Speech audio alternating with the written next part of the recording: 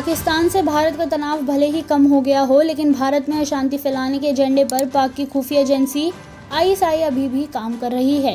सूत्रों के मुताबिक आईएसआई के युद्ध विराम की घोषणा के बाद खालिस्तान समर्थकों को उकसाना शुरू कर दिया है, जिससे कि भारत में कोई बड़ी आतंकी वारदात को अंजाम दिया जा सके।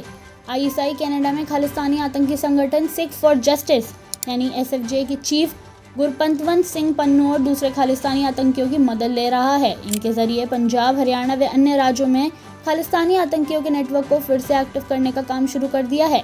खालिस्तानी आतंकियों की साजिश भारत में पुलिस थानों, सेना व सरकारी प्रतिष्ठानों को निशाना बनाने की है। साजिश को अंजाम देने के लिए बीते कुछ दिनों में एक नया पैटर्न देखने को मिला है।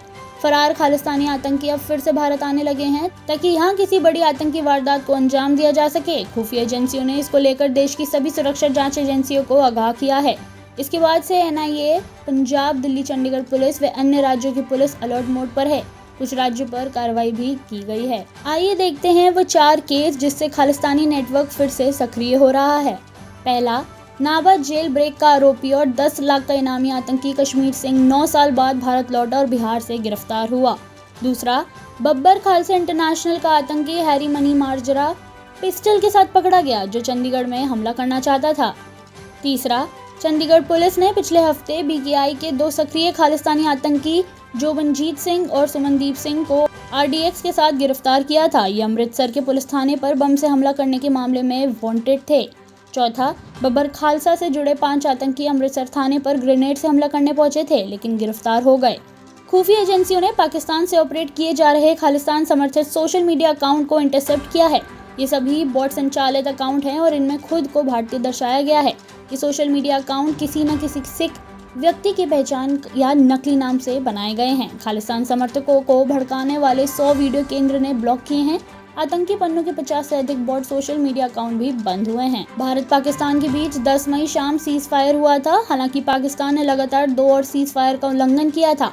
12 मई को दोनों देशों के डीजीएमओ के बीच दोबारा चर्चा हुई थी, जिसमें बॉर्डर से सैनिक कम करने और एक दूसरे के खिलाफ कार्रवाई रोकने पर सहमति बनाई गई थी। आइए आपको एक बार आईएसआई के बारे में भी बता देते हैं। भारत से अलग होने के बाद 1947 में पाकिस्तान में 2 मुख्य खुफिया एजेंसी थी, इंटेलिजेंस ब्यूरो आईबी और मिलिट्री इंटेलिजेंस एमआई।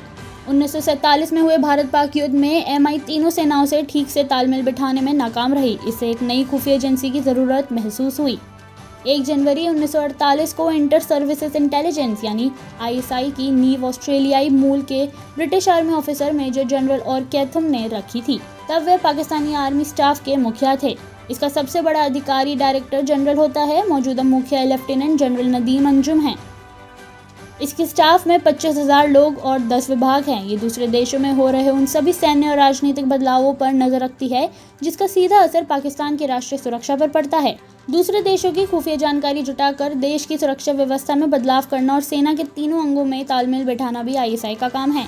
आईएसआई के डायरेक्टर जनरल को 3 डिप्टी डायरेक्टर जनरल देश में घट रही घटनाओं की जानकारी देते रहते हैं। इनके अंडर में डिवीजन जॉइंट डायरेक्टर होते हैं। ऐसी और जानकारी के लिए देखते रहिए सामाजिक जागरण न्यूज।